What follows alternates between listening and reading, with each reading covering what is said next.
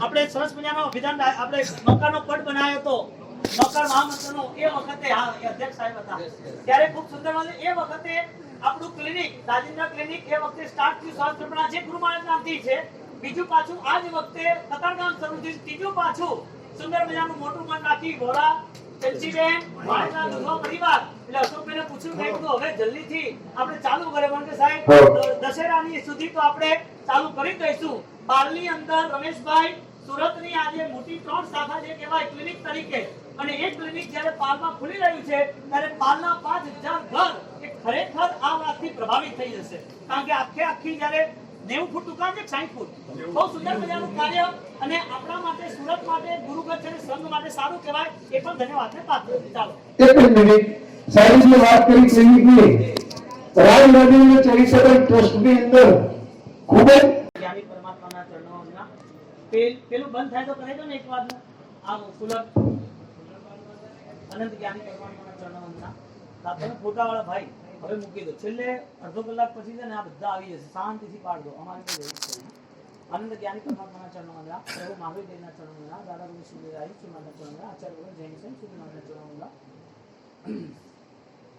સુંદર મજાના વ્યવસ્થાઓને લઈ અને અનેક વર્ષોથી જૈન સંઘ એની એ મૂળભૂત પરંપરા રહી છે સંઘ એને ક્યારેય આંચ આવી નથી સંઘની સંસ્થાઓ બદલાયા કરે સંસ્થાઓના કોઈક નવા ચહેરા કોઈક નવા નિયમો નવા રૂપરંગ સમય પ્રમાણે બદલાતા રહે સંઘ એક એવી વિશિષ્ટ પરંપરા છે કે એ સંઘના નીતિ નિયમો એ સંવેગ પ્રમાણે હોય છે એટલે કે આરાધનાના પ્રમાણે હોય છે આરાધના થતી જાય એમ સંઘ બલવાન થતો જાય એટલે કે વ્યક્તિ સંઘમાં જોડાયો એટલે એ વ્યક્તિ સંઘમાં કેમ જોડાયો કે સંઘના રૂલ્સ પ્રમાણે જોડાયો એ સંઘના રૂલ્સ પ્રમાણે જોડાયો તે સંઘના રૂલ્સ પ્રમાણે જોડાયો એટલે એ વ્યક્તિ સંઘના રૂલ્સથી એ પોતે આરાધનામાં જોડાયો એટલે કે ધર્મમાં જોડાયો એ ધર્મ કોને કન્સલ્ટ છે ગુરુદેવને કન્સલ્ટ છે નીતિનભાઈ ગુરુદેવને કન્સલ્ટ જે ધર્મ છે એ ધર્મ ગુરુદેવ કોનેથી જોડાયેલા હોય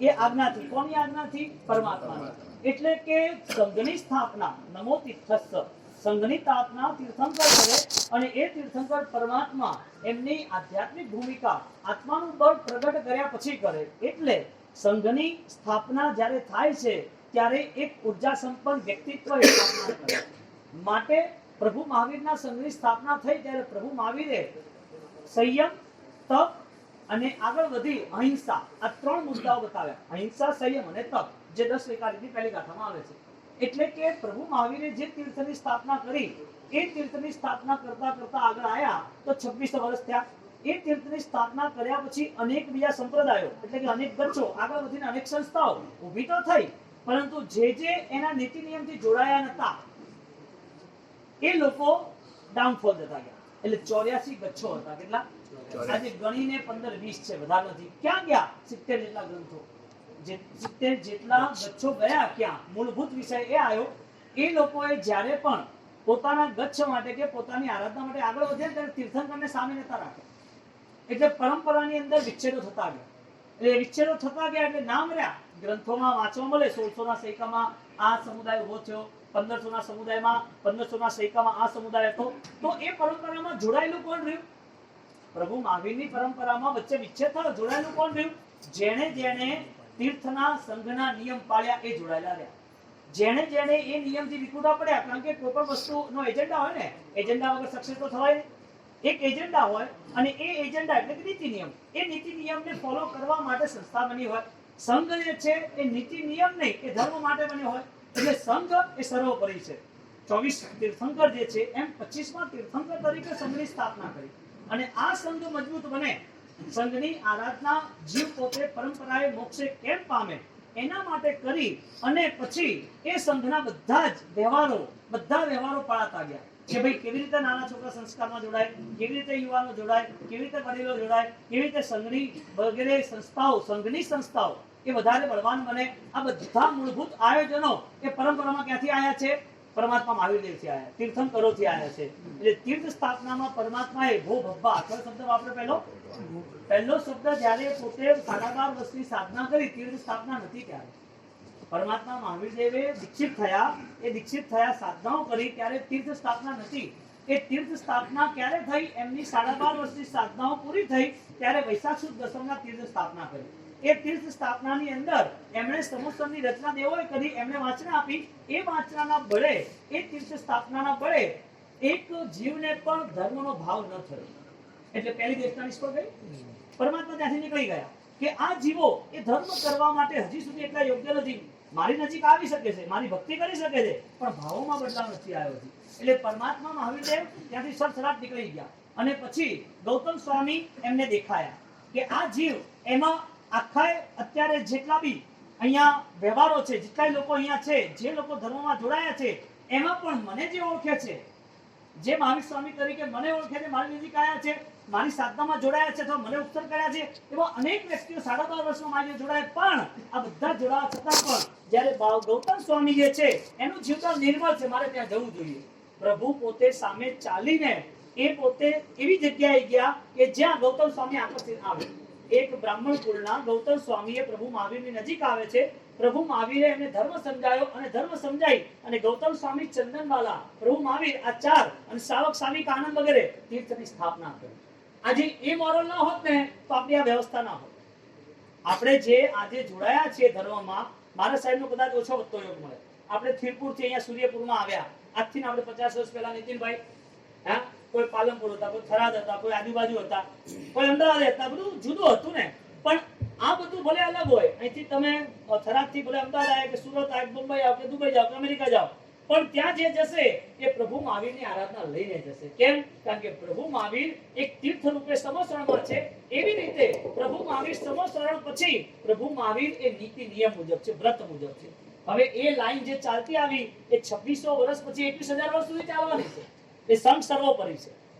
સંઘ સર્વોપરી છે. સંઘ એની અંદર આરાધકો જોડાતા ગયા. પરિસ્થિતિ એવી આવી કે ત્યાં ત્યાગીઓનું ગ્રુપ ભેગું થઈ ગયું, ત્યાગીઓની ગણજાર ભેગી થઈ ગઈ કે મારે ત્યાગ કરવો છે, મારે નીકળવું છે, મારે આગળ વધવું છે. તો ત્યાં ઉત્તમ આત્માઓનો સમાવેશ થતો ગયો. સંઘની અંદર, સંઘની વ્યવસ્થાની અંદર, સંઘની આરાધનાની અંદર દરેક ઉત્તમ આત્મા આવતા ગયા. અને જે વ્યક્તિઓ પોતાના જીવનને બદલે છે, જે વ્યક્તિઓ પરિવર્તન લાવે છે, એનો મતલબ એ છે કે તીર્થની વ્યાખ્યા થઈ તારે તે તીર્થ. તીર્થ કોને તારે છે? જે વ્યક્તિઓ કોઈના બી જીવનમાં પાપ હોય, નિષ્ઠા હોય, ભૂલી ગયો હોય, પરંતુ તીર્થની નજીક આવે, તીર્થને સમજે તો પરિવર્તન આવે કે ના આવે. એટલે તીર્થની સ્થાપના થઈ એકવાર. એ તીર્થની સ્થાપના પ્રભુ મહાવીરથી થઈ. તીર્થંકરો દ્વારા અનંતકાળથી ચાલતી આવે છે આ વ્યવસ્થા. આ વ્યવસ્થામાં ક્યાંય બાંધછોડ નથી થતી. આપણે જીવીએ છીએ, આપણા ભગવાન કયા? મહાવીર સ્વામી. આપણી આ 24 માં કયા? આદિનાથ. એની આગળની એ ખબર છે, એની આગળની આપણને ખબર નથી. આગળ અનંત તીર્થંકર એવા 24 તીર્થંકર બીજા થવાના છે કે ભાઈ કૃષ્ણ મહારાજા, શનિક મહારાજા, સીતા વગેરે આગળ 24 થવાના. એની આગળની આપણને ખબર નથી. પણ આ જે સિચ્યુએશન છે 24 તીર્થંકરોની, તીર્થંકરો દ્વારા શાસન સ્થાપનાની, શાસન સ્થાપના દ્વારા સંઘ સ્થાપનાની, સંઘ સ્થાપના દ્વારા અનેક આધ્યાત્મિક આરાધનાઓ વધતા જાય. એ આરાધકો આત્મા વધતા જાય, બીજા લોકો આકર્ષિત થાય તો ગૌતમ સ્વામીની જેમ જીવન પરિવર્તન કરે. આ વ્યવસ્થામાં ક્યાંય બાંધછોડ થઈ આટલા અનંત કાળમાં. એટલે કોઈ પણ વસ્તુ ટકે છે ક્યારે? એના નીતિ નિયમથી ટકે છે. મુદ્દાની વાત આવી. એટલે સંઘ સર્વોપરી રહ્યો. આ સંઘમાં જે અમુક વ્યવસ્થા સાચવવી પડે એ વ્યવસ્થા સચવાવા માટે અલગ અલગ શક્તિઓ કાર્યરત થાય. એટલે સંસ્થાઓના નિર્માણ થયા. એ સંસ્થાઓના નિર્માણની અંદર જેમ તાકાત વધતી ગઈ એમ અનેક શક્તિઓ જોડાતી ગઈ. એક શક્તિ બીજી શક્તિ જોડે, એક ચેનલ બીજી ચેનલ જોડે, આમ આખી લાઈન સર એક ચેનલ બનતી ગઈ. એ ચેનલના કારણે ચારે બાજુ એવા વ્યક્તિઓ તૈયાર થયા કે જે લોકો કદાચ ક્રિયા ના કરતા હોય, કદાચ આરાધનામાં ઓછા વધતા જોડતા હોય તો પણ માનવતાના ધોરણે જોડાઈ જાય, વ્યવહારથી જોડાઈ જાય, છેવટે એકતા અને સંસ્કારથી જોડાઈ જાય. એટલે આપણા ત્યાં સૌથી મોટો ઇતિહાસ એ બન્યો આભુ સંઘવીનો બન્યો. સૌથી મોટો ઇતિહાસ. આપણે આજે જ્યારે પરિષદની આટલી વિશિષ્ટ સ્થાપના, એના સ્થાપક પૂજ્યપાદ પીતાંબર વિજેતા સદ્ધર્મી એવા યતીન્દ્ર સુરી મહારાજા, આચાર્ય ભગવાન જૈનસેન સુરી મહારાજના ગુરુ, જેમનું વિઝન એટલું બ્રોડ હતું કે એ અહીંયા બેઠા હોય અને બધી સંસ્થાઓ એક્ટિવેટ થાય, બધી સંસ્થાઓ ઇન્ડિયાભરની. અને એમણે જે રીતે મહેનત કરી હતી, હું તમને દાખલા આપીશ કે જૂના માણસોએ કેવી રીતે આ સંસ્થાને પલ્લવિત કરી છે. જૂના માણસોના નામ સાથે કે ખરેખર સંસ્થા અને સંસ્થાના ઉદ્દેશ્યો જો લઈને ચાલતા હોઈએ તો આના પ્રાણ મજબૂત બનવા જોઈએ, આનું મૂળિયું ઊંડે જવું જોઈએ કે નવી સેન્ચુરી સુધી પણ આપણને સાથ મળે. નવા 100 વર્ષ સુધી પણ આ નીતિ નિયમમાં અનેક આત્માઓ પોતે પોતાની આરાધના સાથે જોડાઈ જાય. એટલે આભુ સંઘવી જે થયા એ આભુ સંઘવીએ સંઘ એકતાનું મજબૂત કાર્ય કર્યું. કારણ કે જ્યારે પણ થરાદની અંદર થીરપુરની અંદર કોઈ પણ શ્રાવક આવે અથવા કોઈ પણ ગામથી કોઈ પણ વ્યક્તિ આવે, કોઈ પણ વ્યક્તિને આવીને આશરો લેવો હોય તો થીરપુરનો નિયમ હતો એક ચાંદીની ગીની અને એક ઈંટ આપવાની. કોઈને પણ વસવાટ કરવો હોય તો આભુ સંઘવીએ જેટલા શ્રાવકો હતા એટલી જ રીતે એવા 360 ને પોતાના જેવા કેટેગરી બનાવ્યા. એના સિવાય જેટલા બીજા આજુબાજુના ગામથી જે લોકો થરાદમાં આવ્યા, થીરપુરમાં આવ્યા, એ થીરપુરમાં આવેલા લોકો એ બધા જોડાતા ગયા. આજે થરાદ કેમ આટલો મજબૂત બન્યું? આજે થરાદની અંદર કચ્છમાં પણ એના કુળદેવી થરાદમાં, પંજાબ વાળા પણ અહીં આવે, કાઠિયાવાડ વાળા અહીં આવે, આ કચ્છના આવતા તો આજુબાજુના ગામ વાળા અમે કે જવાનું થરાદ 500 વર્ષના ત્યાં આવે. કુંવારિકા માતા મારવાડની અંદર દાદર વાળા, જેઠોજી વાળા, આ બધા કુંવારિકા માતા વાળા એટલા જ. આ બાજુ 500 વર્ષના જમકાદેવી માતા વાળા એટલા, નાદેવી માતા વાળા બધા સાચોના ભણસાલીઓ ને એની આગળના હાડેચાના એ બધા અહીં આવે.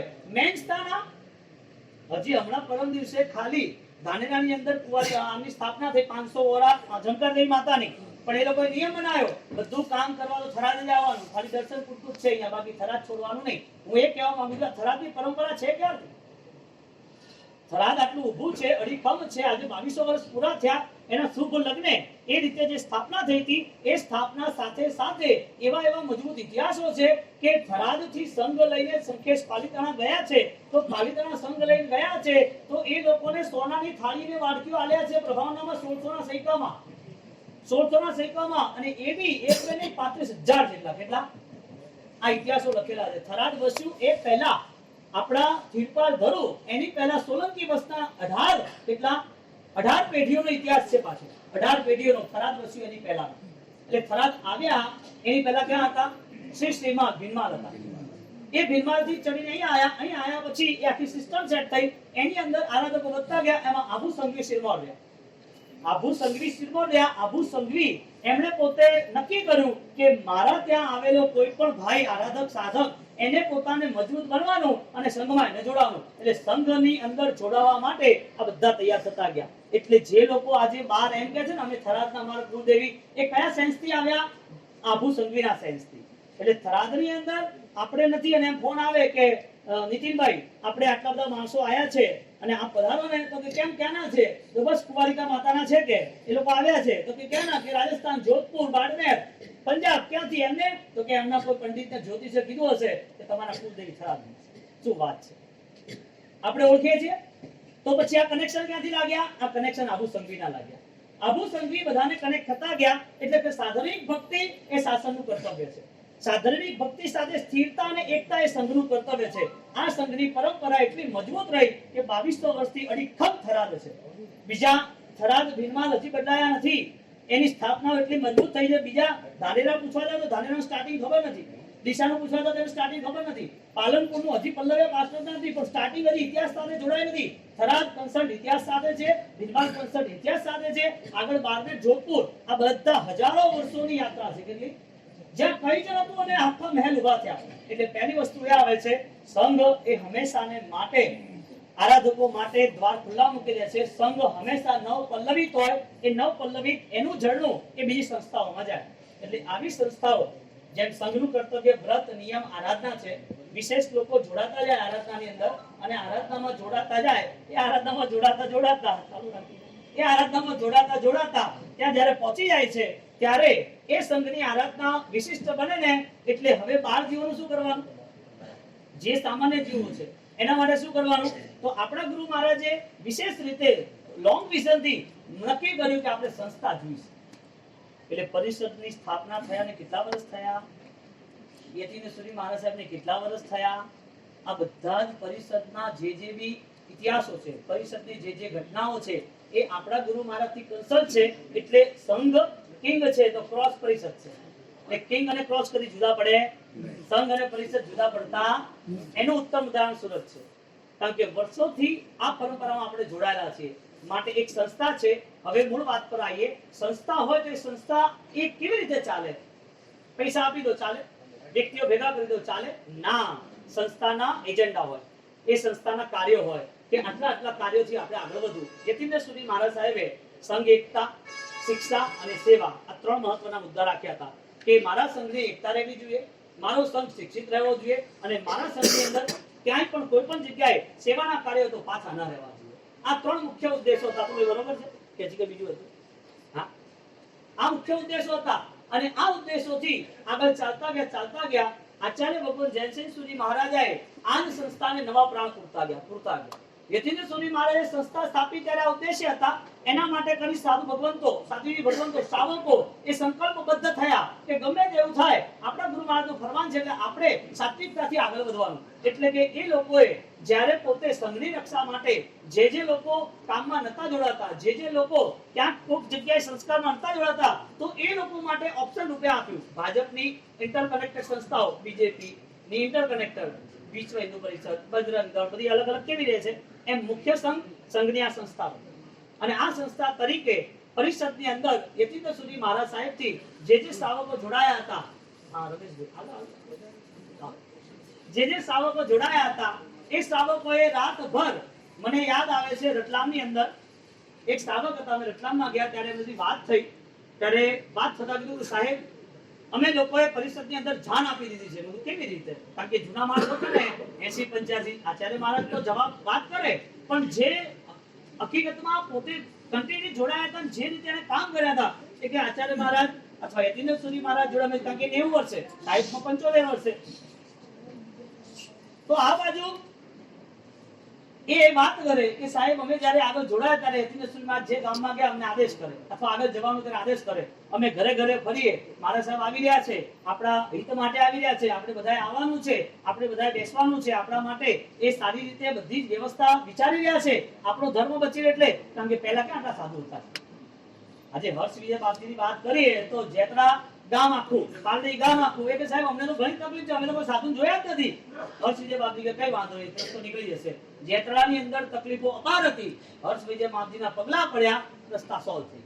પાલડીમાં પ્રોબ્લેમ હતો, ધજા ચડે એટલે એક જણ મરે, ધજા ચડે એટલે એક જણ મરે.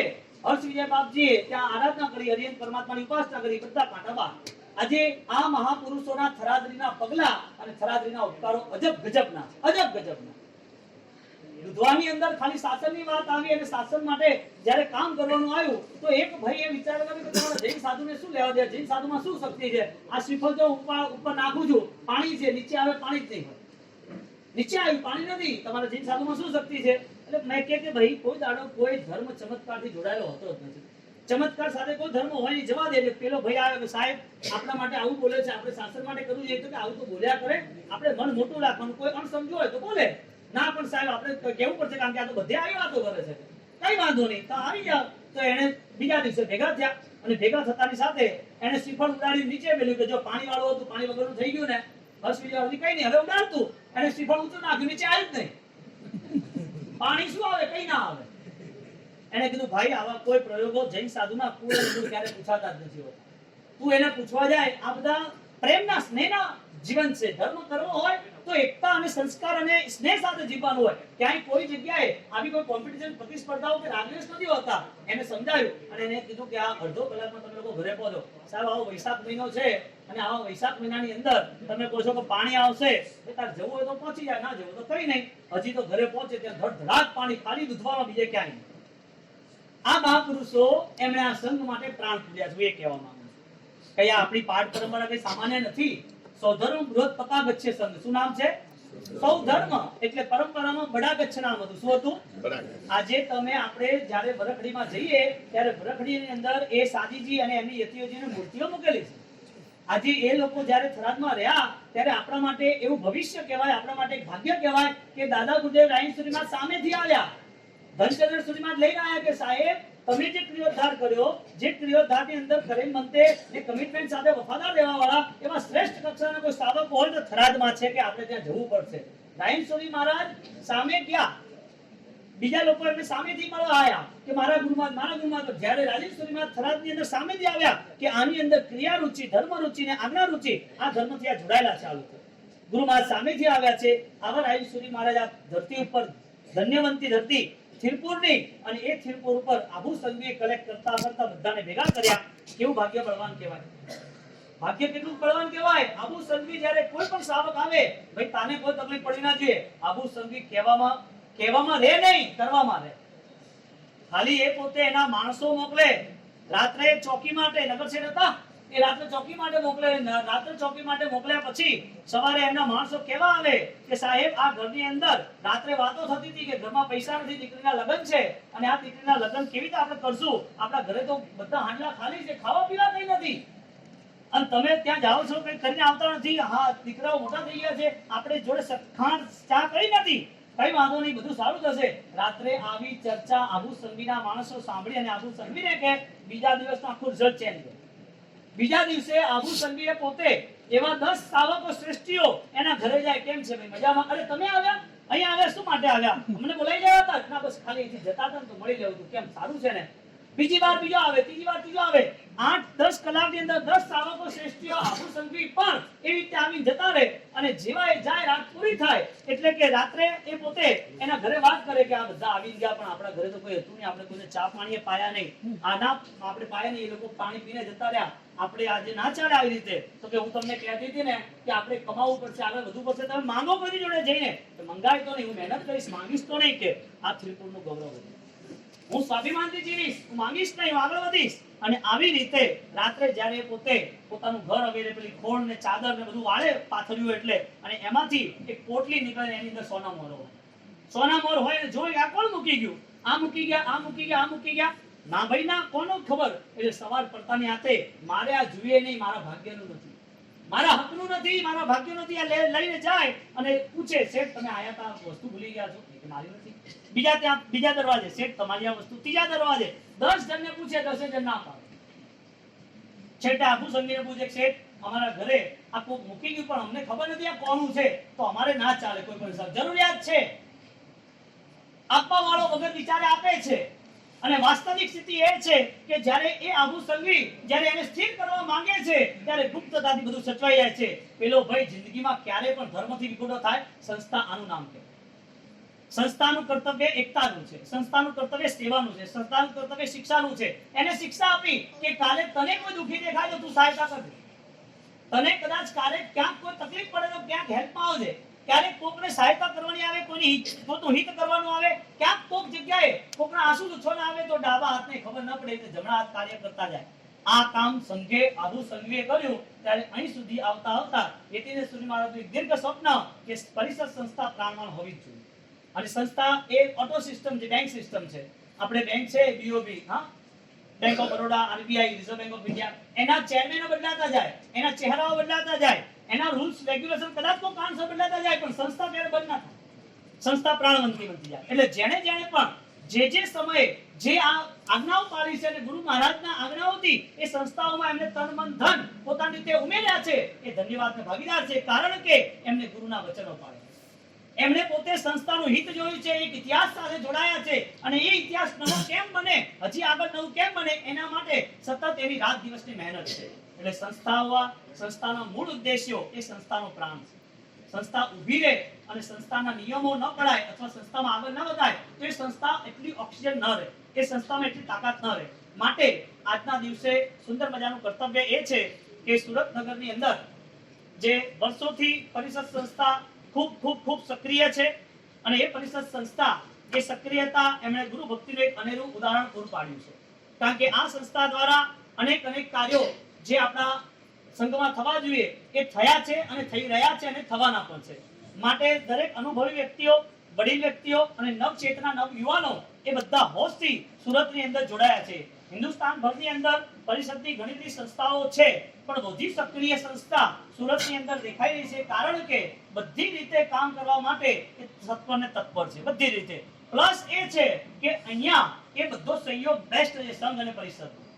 શક્યતા અહીંયા એટલી સરસ છે કે હજી કાલના દિવસે રમેશભાઈ હજી આ ફંક્શન ને લઈ હજી વિચારણા ચાલતી હતી, કેમ કરશું, શું કરશું. એટલે અઠવાડિયાથી ચાલતું હતું, રવિવારે લોન્ચ કરવું હતું પણ કારણસર ન થયું, તો આ રવિવારે કરવાનું હતું, તો ગોઠવવું કેવી રીતે, શું કરવું. હવે સંઘ સમાજની વ્યક્તિ છે, હવે એના ફીચર્સ છે, તો લેડીઝ સંતો લેવા દેવા હતી જ નહીં, એ તો પાકી વાત છે. બીજા બધા 400 આરાધકો છે, ઉપવાસ વાળા છે, છતાં પણ આખું બેસ્ટ રીતે રજૂઆત નીતિનભાઈ આયા અને બધું હેન્ડલિંગ કરી લીધું, અને આખા ફંક્શન ને ચામ લાગી ગયો.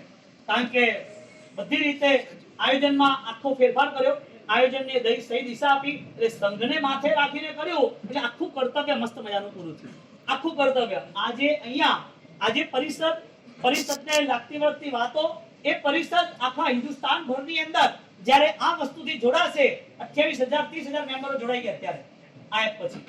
આ એપના લોન્ચિંગ ની અંદર ખાલી મેસેજ ગયા છે, 30,000 માણસ જોડાઈ ગયા છે. એનો મતલબ એ છે કે આ કાર્યને લોકો ઈચ્છતા હતા.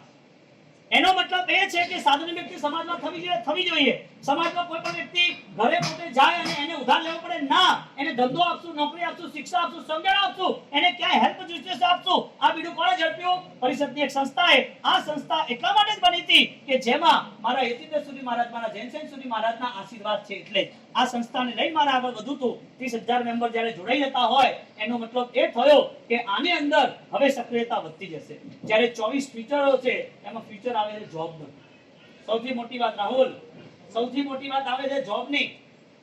જોબનું ફીચર આવવાનું છે, એજ્યુકેશનનું ફીચર આવવાનું છે. તો જોબ રિલેટિવ મેં કાલે પરમ દિવસે વાત થઈ. અહીં બેઠેલા દરેક પુણ્યશાળી આગળ વધતા દરેક જગ્યાએ અધ્યક્ષ રમેશભાઈ ધરુ બેઠા છે અહીંયા. એટલે આપણે પણ એક નમ્ર નિવેદન કે હિન્દુસ્તાન ભરની અંદર જે પણ પરિષદની સંસ્થાઓ છે, એને આજના દિવસે આ મેસેજ જવો જોઈએ કે આપણા સમાજનો કોઈ પણ વ્યક્તિ ક્યાંય પણ એની ચિંતા પૈસાની થતી હોય તો પહેલા ધંધે લગાડો. સમાજના દરેક જગ્યાએ 10% વીઆઈપી માણસો છે ને છે. સમાજમાં દરેક જગ્યાએ 10% કદાચ નબળા દુબળા માણસો છે, 80% ને ટચ નથી કરવા, પણ વીઆઈપી માણસ એને સાચવી લેતા હોય તો સમાજની જે એકતા અને સમાજની જે સેવાનું કર્તવ્ય છે એ નિભાઈ જશે. એટલે ફર્સ્ટ એ છે કે આપણે જે મોટા સેન્ટરો છે અથવા જ્યાં સંસ્થાઓ છે એને સક્રિય કરવા માટે એમના બધાના કોન્ટેક્ટ કરી અને પહેલું કર્તવ્ય એ કરો કે પહેલા જ નોકરી આપો. નોકરી માટે કઈ અટકતું એજ્યુકેશન તો પહેલા ભણાવો. એને ભણાવવા માટે કઈ આગળ વધો. આજથી ને 20 વર્ષ પહેલા તમે વાત કરી નીતિનભાઈ, સંચાઓ જે અપાયા હતા, સિલાઈ મશીનો સંચાઓ, અને એના માટે ઘણા બધા લોકો. આપણે એક વસ્તુ છે, ગુરુ મહારાજનો ભક્ત ક્યારે દુખી થાય જ નહીં, નિયમ છે. કારણ કે જેના ગુરુ આટલા પુણ્ય પ્રતાપ વાળા છે, જેના ગુરુમાં આટલું સામર્થ્ય છે, એ ગુરુ નિશ્રામાં એને કદાચ તકલીફ પડે તો થોડા વર્ષ, બાકી લાંબો ટાઈમ તો દુઃખ પડે જ નહીં. એ નિયમ છે. એટલે પહેલી વસ્તુ એ થાય કે જેના ગુરુ વાળો મજબૂત છે, એના માટે આટલા આશીર્વાદ છે, એને આજે તો કાલે એનું ભાગ્ય ખુલવાનું છે. ખાલી સંસ્થાએ એને ખાલી એક્ટિવેટ, એને ટચ કરવાનું છે. સંસ્થા એને જોડાણમાં લઈ જવાના છે. એટલે સંસ્થા તરીકે એને પોતાને એક સેવાકીય પ્રવૃત્તિ તરીકે એના ઘરે એ પોતે ભૂખ્યો ન રહે, નોકર ગણે, ગુરુમાનું નામ લે, એને ઊંઘ આવી જોઈએ. એને મહિને એના ઘરે 10-15 હજારની નોકરી થઈ જવી જોઈએ. અને આ વાત કોઈના માટે અઘરી નથી. આખા હિન્દુસ્તાન ભરની અંદર જૈન સમાજ 45% ટેક્સ ભરે છે. અને મહત્વની વાત એ છે, આખા હિન્દુસ્તાન ભરની અંદર 3/4 જેટલો સક્ષમ સમાજ એકે નથી. 3/4 જેટલો પ્રૂફ સાથે કે 3/4 ની અંદર એટલી સક્ષમતા છે, સંપત્તિ લેવલથી, શ્રદ્ધા લેવલથી, ક્રિયા લેવલથી, બધી રીતે અને જૈન શાસનના કામ કરવા માટે તત્પર છે. આજે આપણી આ સંસ્થા બની ને રમેશભાઈ, એના પછી વર્ધમાન સંસ્કૃતિ ધામ, એના પછી એલટીએમ ગ્રુપ, એના પછી બીજા ફાઉન્ડેશનો, એના પછી તેરાપંથની આપણે બેઠા હતા ને, તેરાપંથ વાળા એ લોકો પરિષદ નામથી ચાલુ કર્યું છે. પહેલા આપણું હતું, એના પછી અમે ચાલુ કર્યું. આજે એમની એક્ટિવિટી આપણે કાલે બપોર વાત થઈ ને, એમની એક્ટિવિટી આખા સુરતમાં બી છે. હેતલભાઈને લોકો કહેવાનો મતલબ એક મહાપુરુષને કરેલું કામ એ લોકોને ખબર પડે છે કે આપણે કરવું જોઈએ, ને એ લોકો દોડવા માંડ્યા. એ કેવું તાકાતવર કામ હશે. એ લોકોને પણ અસર થઈ કે મારે કરવું છે. એટલે આ વસ્તુ થાય.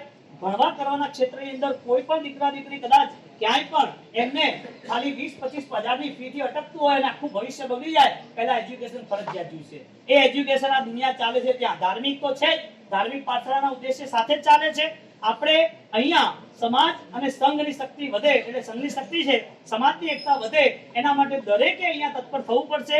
જે પ્રવૃત્તિ ચાલે છે એ પ્રવૃત્તિમાં આપણે હિસ્સો લેવો પડશે.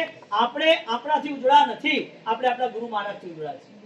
આ બધાય મનમાં ધારવું પડશે. આપણા ગુરુ મહારાજ માન છે, એ ગુરુ મહારાજને લઈ અને જે કાર્ય થતા હોય એમાં મારો હિસ્સો આપવો જોઈએ. તન મન ધન જેટલી તાકાત એટલી તાકાત લગાડી દેવાની અને સુંદર મજાના આ કર્તવ્યને પાર પાડવાનો. એટલે કે પરિષદ એ આજે જે કાર્ય કરે છે એ ઉત્તરોત્તર હજી વધારે વિશિષ્ટ કાર્ય કરે, હજી વિશિષ્ટ ક્ષેત્ર સુધી પહોંચે. ઘરનો એક વ્યક્તિ કે અહીંયા જોડાયેલો, અને ઘરનો એક વ્યક્તિ રાજેન્દ્ર સુરી મહારાજની પરંપરાથી જોડાયેલો હોય. રાજેન્દ્ર સુરી મહારાજે એ કોણ છે, શું છે, એને ખબર જ ન હોય, ખાલી મેમ્બર હોય ના ચાલે. એને ખબર પડવી જોઈએ, એને જ્ઞાન હોવું જોઈએ, એને ઇતિહાસથી પરિચિત હોવો જોઈએ, એને મગજમાં એટલું બેસવું જોઈએ કે રાજેન્દ્ર સુરી મહારાજ જેટલો પ્રભાવ મને બીજે ક્યાં દેખાશે નહીં. અને વાસ્તવિક છે. આપણે ખાલી એક બ્રિજ બનવાનું છે. સંસ્થા બ્રિજ છે. સંસ્થા આ સારા કાર્યો સારા વ્યક્તિ સુધી પહોંચાડવાના છે. સારા કાર્યો સારા વ્યક્તિ સુધી પહોંચે એટલે આપણે ધારેલું ઘણું બધું કાર્ય પૂર્ણ થાય છે. આપણે સૌએ સાથે મળી આ સુંદર મજાના ઐતિહાસિક દિવસને માણીએ, કારણ કે આ પહેલી વાર થાય છે ને આખા હિન્દુસ્તાનમાં. રમેશભાઈ તમે પણ આવી ગયા, ધન્યવાદ. જલ્દી જલ્દી. હા ફરજ છે ને, આવી ગયા, સારી વાત છે. ફરજ તો ઘણા ની છે પણ નથી આયા, શું કરે. પણ બહુ સરસ તમારી પણ એમને પણ એમપી ની અંદર પાઠશાળાનું આજથી ને અમારું 8-9 વર્ષ પહેલા ચોમાસું ઇન્દોરમાં હતું ત્યારે બધી વાત થઈ કે ગમે તેમ કરી રમેશભાઈ આપણે બધા જેટલા સંચાલકો છે એટલા બધા આરાધકો બને તો મજા આવે, કારણ કે આ બે પ્રશ્નો ઉપર આ વચ્ચેની રેખા ઊભી રહેતી હતી. એટલે પહેલું એમને બીડું ઉપાડી દીધું કે એમપી ની 84 પાઠશાળાઓમાં કેવી રીતે વધારે સક્રિયતા આવે. 84 સંઘ, એના દરેક યુવાનો એની પાઠશાળા એમને મળવાનું અને સતત એમને 3 વર્ષ 5 વર્ષ સુધી એમને લગાતાર દોડ લગાડી. એનો મતલબ જે સ્થાન ઉપર બેઠા છે એ સ્થાનનું કર્તવ્ય સારામાં સારી રીતે નિભાવ્યું અને એ નિભાવતાની સાથે ખૂબ ઉત્સાહપૂર્વક આપણા એક સારા ભાગ્ય છે કે આરાધક એવા આપણને એક લીડર મળ્યા છે અને એ આરાધક લીડર મળ્યા છે એટલે આગળ પણ ભવિષ્યમાં આરાધનાનું સુંદર મજાનું કાર્ય પૂરું પાર પાડે છે. એટલે પરિષદ લેવલે જ્યારે આપણા સમાજના વડીલો જ્યારે સંઘ લેવલે આટલી મહેનત કરે અને એની સાથે આગળ વધતા હોય તો અહીંયા સુરતના એક પણ વ્યક્તિ હવે પછીનું મિશન એક પણ વ્યક્તિ પરિષદની મેમ્બરશિપ વગર રહેવો જોઈએ ભાઈ. આ મોટામાં મોટું મિશન આપણું આ છે. પહેલું આપણે બધાને જોડવા છે. મારો વિચાર એ આવે છે અહીંયા એવું કાર્ય એવું રિઝલ્ટ મૂકીએ કે આખા હિન્દુસ્તાનમાં એમને થાય કે આપણે કરવા જેવું છે, આપણે કરવા જેવું છે. આપણે કેમ ના કરીએ? વર્ષોથી કામ સુરતમાં આટલા બધા ચાલે. લાઈન સર તમે 20 વર્ષના કે 25 વર્ષના જ્યારથી હું આવ્યો તો 14 વર્ષ પહેલા અહીંયા આવ્યો તો હે, અને એની પહેલા ઘણું બધું સાંભળ્યું હતું. અત્યારે લોકો જયસેન સુધીમાં હતું, ભવ્યાથી ભવ્ય ચોમાસું થયું, આખા સંઘનું નિર્માણ થયું, સ્થાપના થઈ અને આપણા આચાર્ય મહારાજ એમણે આટલી બધી મહેનત કરી અને સંઘ મજબૂત કર્યો, સંઘની શાખાઓ મજબૂત કરી. તો આપણે બધાએ આપણે એ ઉપકારો ન ભૂલી અને આપણા વડીલોએ જે કામ કર્યા હતા એના સિંચન માટે આપણે આ બદલામાં એક ગ્લાસ પાણી નાખવું જોઈએ. બધાએ જોડાવું જોઈએ, દરેકે કાર્યમાં જોડાવું જોઈએ. આ કાર્ય કરતા કરતા ભવિષ્યમાં તમને કઈ ખબર પડે તો અમારા સંચાલકો જે છે એમને તમે મળો, એમને પૂછો. તમારા માટે યાદ મૂકી દો, જેટલા પ્રશ્નો મૂકવા મૂકી દો, જેટલા સુઝાવ મૂકવા મૂકી દો કે આપણે આ કરવા જેવું છે, આ કરવા જેવું છે. જેટલું પણ યોગ્ય છે, સારું છે, બધું કરશું, બધું જ કરવાનું છે. કારણ કે જે જૈન શાસનમાં જન્મ્યો છે એના પાસે પ્રજ્ઞા, ક્ષમતા, વૃત્તિ, એનું નોલેજ પાવરફુલ છે. બધી જગ્યાએ તમે ફરો છો. આપણી આ સંસ્થાને હજી હેલ્ધી બનાવીએ, હજી તાકાતવર બનાવીએ. એટલે અહીં રહેલો વ્યક્તિ, કારણ કે હું અહીંયાથી આ ઓપનિંગ થાય એટલે 5 મિનિટમાં જઉં છું, પછી તમે તમારું કાર્ય કરો. પણ આજના દિવસે આ મગજમાં ફિટ કરી લેજો કે આપણે કોઈ પણ હિસાબે આપણે આપણા ગુરુ મહારાજના આશીર્વાદ માટે એમને ચીંધેલા માર્ગે એમને કરેલા કાર્ય માટે જવાનું છે. રમેશભાઈ પાછા તમારા જેવા સુંદર મજાના લીડરોને પાછા આગળથી તૈયાર કરી દો અને આગળ વધી અને કાર્ય કરો. કારણ કે જેમ આપણી આ યુવાનોની પરિષદ છે એવી મહિલા પરિષદ પણ સુંદર મજાનું કાર્ય કરી રહી છે. તરુણ પરિષદ પણ સાધનિક ભક્તિ સાથે અહીંયા ગરીબોને તો આપણે પણ આજે અહીંયા એ બધી પરિષદો અહીંયા સરસ મજાનું કોરોનામાં ભોજન, મેડિસિન, તરુણ પરિષદે પણ એટલું બધું એક્ટિવિટી કાર્ય કર્યું અને અદ્ભુત શક્તિ કહેવાય આપણા માટે, અદ્ભુત શક્તિ. એની સાથે સાથે મહિલા પરિષદ વાળા પણ એ લોકો એમના કાર્યમાં એમની સામાયિકમાં બહુ આગળ પડતા છે, બહુ સારી રીતે. એટલે આપણા ત્યાં એક એકતાનો સૂર છે. કહેવાનો મતલબ આ એકતાનો સૂર હવે રંગે ચડે, હવે વધારે તાકાત મળે એના માટે અહીંયા જેટલા પણ સ્માર્ટ પુણ્યશાળી વડીલો બેઠા છે બધા પોતપોતાના સુઝાવો એવા આપજો કે જે સુઝાવમાં પોતે જોડાય. પાછા દરેક પોતે ઓપિનિયન રજૂ કરજો, જે ઓપિનિયન થી એ પોતે એક્ટિવેટ થાય. એટલે પરિષદ સંસ્થા, સંઘની સંસ્થા આગળ વધે અને પ્રભુ મહાવીરનું શાસન એ જયવંતુ બને એના માટે આપણી ભાવના છે. આપણે આગળ વધીને અહીંયા બે વસ્તુ કામ થશે. એક આનંદની વાત છે નીતિનભાઈ આપણા માટે, આચાર્ય ભગવાન જયસેન સુરી મહારાજ દ્વારા એક મહાવીર ઉત્સવમાં એક સંસ્કૃતિ ચોપડી લોન્ચ થઈ. એના પછી એટલે કહેવાનો મતલબ કે 70 વર્ષના ગાળાની અંદર દાદા ગુરુદેવ રાયસુરી મહારાજનું જીવન ચરિત્ર સંસ્કૃતની અંદર આ બધા મુનિવરો બધા એ કર્યું છે. પણ એક અમારા નામ ના નાખો કે મેં કીધું સારું હોય કે નાખશો તો ભાઈ અમારા આમનું નહીં રહે કામ. એટલે આમનું નાના નવી દીક્ષાથી રાજ મહારાજ જેમનું ઓલરેડી 10 મહિનાની અંદર વ્યાકરણ બુક સુરત નગરી શ્રુત નગરી છે અને અદ્ભુત અભ્યાસ થઈ ગયો. સુંદર મજાના વિદ્વાન પંડિતો હાથે. તો અહીંયા આજે એ પણ સંસ્કૃતનો ગુરુ મહારાજના જીવન ચરિત્રની બુક જે સંસ્કૃતમાં જ છે, સંસ્કૃત સિવાય એક શબ્દ નથી, આખી જીવન ચરિત્ર એ સંસ્કૃતની અંદર. એટલે વિદ્વાનો સુધી જ્યારે પહોંચશે ત્યારે એ વિદ્વાનોના સ્તરમાં એને આનંદ આવશે કે રાજેશ્વરી વાત, કારણ કે ગુજરાતી પુસ્તકો ન વાંચવાના નિયમ કેટલાય ભગવંતોને હોય છે. ગુજરાતી પુસ્તકો ન વાંચવાના નિયમ. સાધુ ભગવાન તો સાધુ ભગવાન કે દીક્ષાના સ્ટાર્ટિંગના 10 વર્ષ ગુજરાતી અડવાનું નહીં, સંસ્કૃત ગ્રંથો જ અડવાના. કેમ? કારણ કે ગ્રંથમય થઈ જવાના. સંસ્કૃત વ્યાકરણ, સંસ્કૃત ન્યાય, સંસ્કૃતની તર્ક સંહિતા આ બધું પકડાઈ જાય. આવા બે ગ્રંથોના એટલે કે એક તો પરિચય કિરણ જે સમાજના આપણા કરીબન 1450 રસોડાઓ અને એ રસોડાઓ આખા સુરતભરની અંદર ધીરે ધીરે જોડાતા ગયા. એક દરદાર ગ્રંથ તરીકે તમારા ત્યાં આવી રહ્યો છે. પુણ્યશાળી એ તમને બહુમાનપૂર્વક આ એક એકતાનું સોપાન તમારા ઘરે આપશે. અહીં બેઠેલા દરેક વ્યક્તિ તમારા ઘરે જ્યારે આ ગ્રંથ આવે છે, તમને મેસેજ આવે છે, તો તમારે પણ આ સંઘની અંદર જોડાવા માટે તમારી રીતે તમારે સારામાં સારી સુજાવનું યોગદાન આપો કે સંપત્તિનું આપો કે સારી વાતોનું આપો, પણ જોડાવું જરૂરી છે. ચાતુર્માસની આરાધના સુંદર મજાની ચાલે છે. એની અંદર કરીબન 350 ની આસપાસ ઓમ રેમ સ્વેમ હરમ નમઃ જે દાદા ગુરુદેવ રાયસુરી મહારાજે જાપ કર્યો, આચાર્ય ભગવાન જૈનસેન સુરી મહારાજે ભાંડવપુરની અંદર અંતિમ સમયે ખૂબ સુંદર મજાની સમાધિ પૂર્વકની આરાધના સાધના સાથે એમને આ નશ્વર દેહ છોડ્યો. આવો સુંદર મજાનો જાપ જે ગુરુ મહારાજે 25 કોટનો જીવન દરમિયાન કરો એ આરાધના ચાલે છે. એની સાથે સાથે નમસ્કાર મહામંત્રની આરાધના જે આચાર્ય ભગવાન જૈનસેન સુરી મહારાજા રાણાપુરથી એમણે સ્ટાર્ટ કરી. એ કેટલું મોટું મિશન નક્કી કર્યું કે આખા હિન્દુસ્તાન ભરની અંદર એ શ્રાવણ સુદ છઠથી લઈ અને લાખો નહીં કરોડોની સંખ્યામાં મહામંત્રની આરાધના થશે. એકાસના સાથે થશે.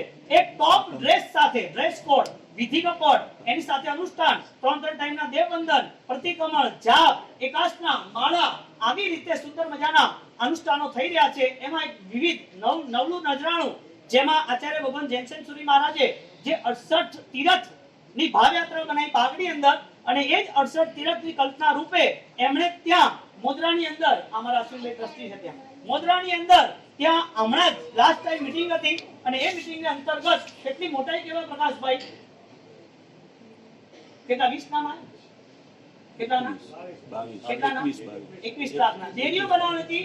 21 લાખના 20 નામ આયા. નક્કી કર્યું એક પણ નામ નહીં હોય અને જેને લાભ લેવો એ લો. આખું પેકેજ, ધજા, કળશ, દંડ, ભગવાનની પ્રતિષ્ઠા, બધું જ. અને બધા 22 જણે આ જીવન માટે લાભ લીધો. 68 તીરથ પરમાં 68 તીરથમાં 68 નોકરના મંત્ર, એ 68 તીરથ દાદા આચાર્ય ભગવાન જૈનસેન સુરમાની કલ્પના હતી અને એ કલ્પનાના કારણે આ તીર્થનું નિર્માણ થયું. અને આ તીર્થના નિર્માણમાં એમની ઉર્જા, એમની ભાવના દેખો કે આજે પણ આટલી ટીમ સક્રિય છે અને એ 22 જણ જ્યારે બેઠા તો કે મને લાવવા પડે વગર નામે. એનો મતલબ એ થયો કે મહામંત્રની અંદર જોડાવા વાળો વ્યક્તિ ભાગ્યશાળી છે. આપણે અહીંયા આપણા આચાર્ય ભગવાન જૈનસેન સુરી મહારાજના જે સ્વપ્ન જોયું છે ને થોડાક સમયની અંદર 2-5 વર્ષની અંદર નજીકના સમયની અંદર આશ્વિનભાઈ જેવા જલ્દી આમંત્રણ આપશે બધા સંઘને, ત્યારે 68 તીરથની આપણે ભવ્યાથી ભવ્ય પ્રતિષ્ઠા અંજન સલાકા પણ બંને સુરી ભગવંતોના હાથે થઈ જશે.